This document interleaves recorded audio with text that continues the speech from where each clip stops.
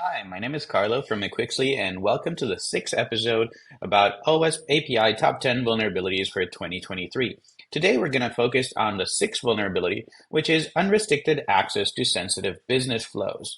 And let's start from an example. Let's say you publish a special deal on your website, and somebody just buys out the whole stock in a few seconds as soon as the deal goes live, and then resells the items later at a higher price because you sold out.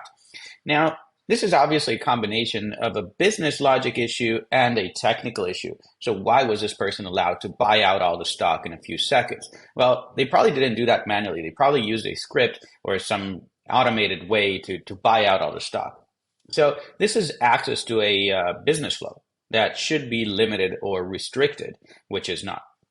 Now, how do we actually limit this? Well, there are different ways in which we can do this. We can do device fingerprinting, which means essentially looking at what is accessing our system. Is it a script or is it a real browser?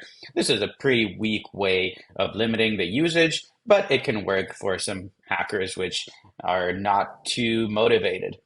But there are better ways to do this. You can use CAPTCHAs, which are those weird puzzles that sometimes you have to solve to access a website or to access a business flow, and other ways to perform human detection. You can also do user flow analysis. For example, figure out if somebody is skipping a step in the cart checkout process. It's probably a script. It's not a person going through the flow naturally.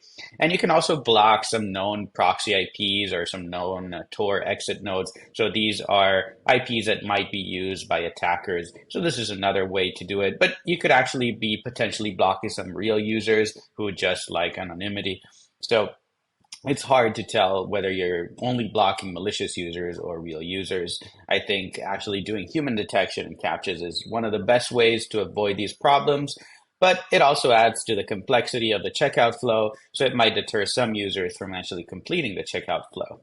Now, how can we test all of these different flows automatically? Well, at Quixley, we actually use AI to classify the APIs and to figure out what are all the possible paths an attacker could take. And this is just a simple example with 4 endpoints.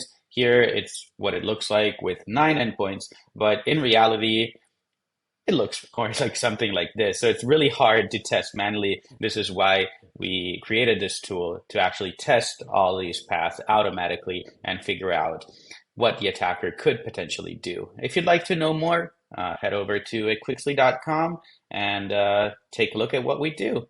And stay tuned for episode number 7 of the top 10 vulnerabilities for APIs in 2023.